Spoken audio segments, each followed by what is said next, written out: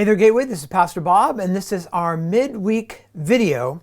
And many of you know that I like to run, and I usually run out on the dike. I run on the dike because I don't have to worry about getting hit by a car, but I also run on the dike because I'm really old and it's easier on my knees.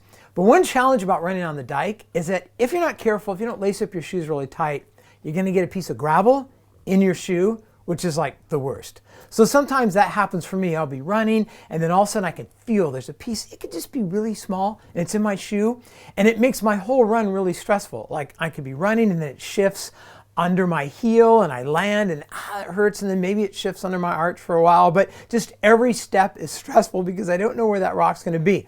Now, a normal person will probably just stop and take the rock out. But I usually don't do it because I'm timing my run and I don't want to mess up my time. So I'll run for a while until I can't take it anymore and then finally I'll stop and do what I should have done in the first place, take off my shoe, get the rock out, put my shoe back on, start running, and then I can enjoy the run. Now, there's kind of a spiritual application there.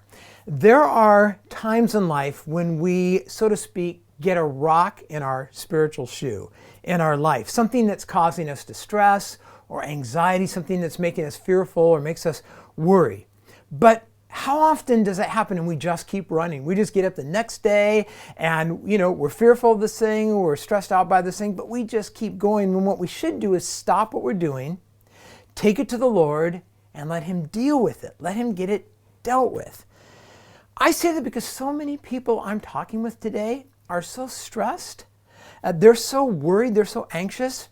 And in the middle of all this, I was thinking of Matthew 11:28, where Jesus says this, "Come to me, all who labor and are heavy laden, and I will give you rest."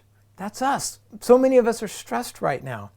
"Take my yoke upon you and learn from me, for I am gentle and lowly in heart, and you will find rest." There's that word rest again. Rest for your souls.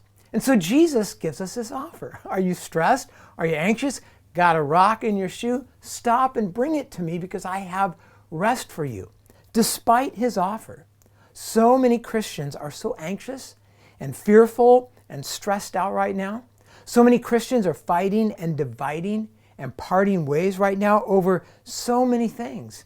Our culture has just gone crazy right now. I mean, people are arguing, is COVID a thing? Is it a big thing or is it not a big thing? And we're fighting about that.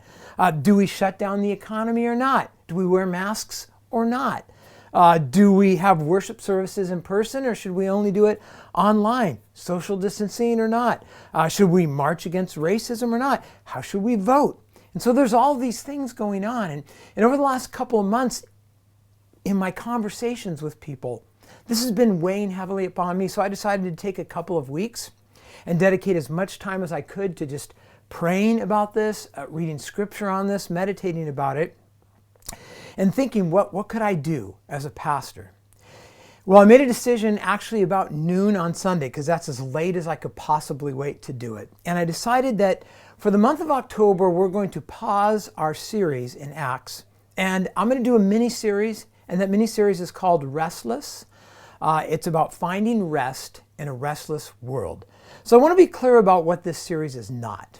I'm not going to settle all of our social issues and debates going on right now. I'm not going to settle the mask issue, the social distancing issue, should we be marching in the streets issue, or how should you vote issue. So if you're looking for that, yeah, you're not going to get that. Because really, those are not the real issues of our day anyways. Those are just symptoms of something much deeper. What our series is going to be about is an attempt to get our eyes back on what really matters most. Now, it's just 4 weeks long, just during the month of October. So our topics are very selective, very much dialed in. 4 sermons, which are going to deal with 4 different struggles that I am hearing a lot about these days. Week 1 is what I'm calling the do-it-all struggle. Week 2, I'm calling the take-a-break struggle. Week 3 is the low expectation struggle. And week 4 is what I'm calling the necessary struggle. Here's another way of thinking about it.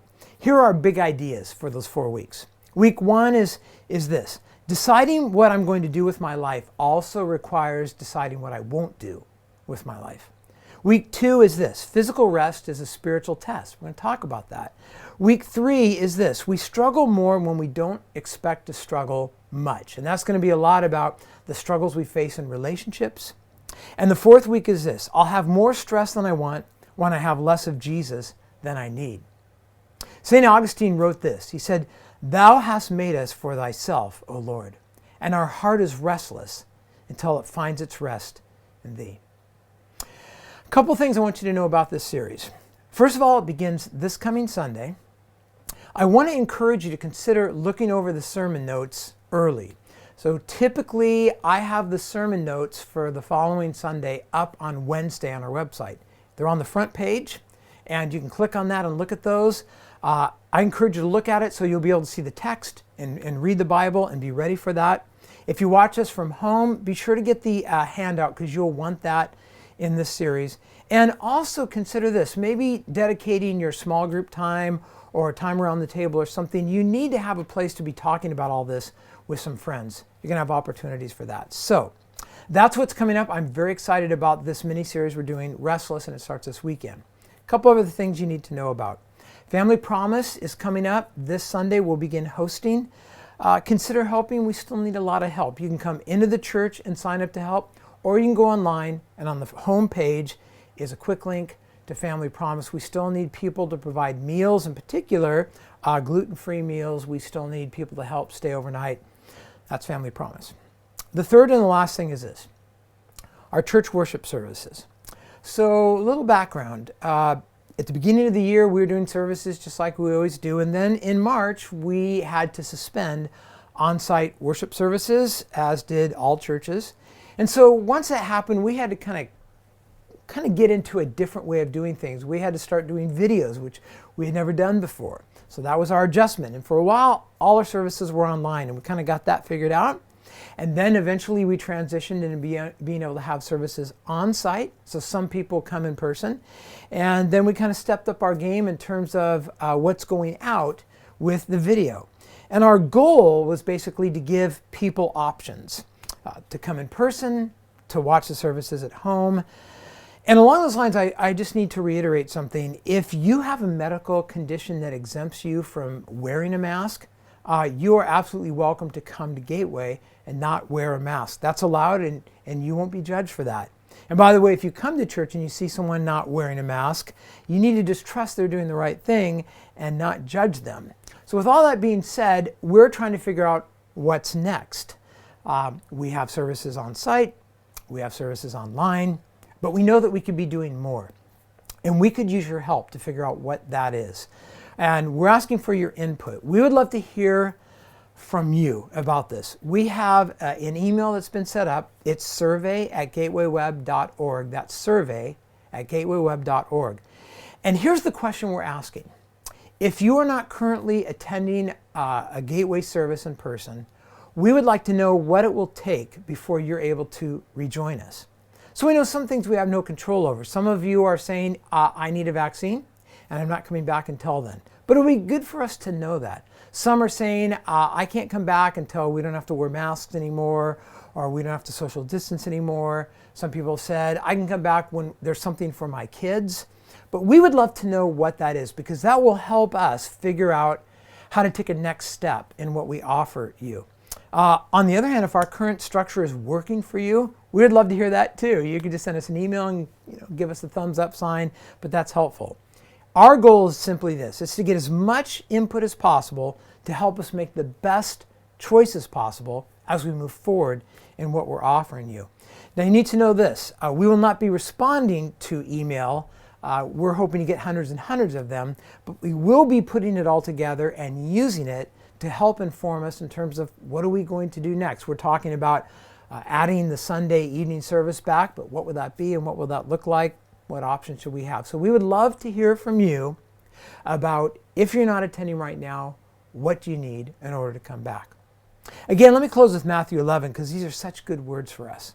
Jesus says, "Come to me, all who labor and are heavy laden, and I will give you rest." Sounds pretty good right now, doesn't it? "Take my yoke upon you and learn from me, for I am gentle and lowly in heart, and you will find rest for your souls." Well, we're looking forward to seeing you this weekend. Have a wonderful week. God bless you.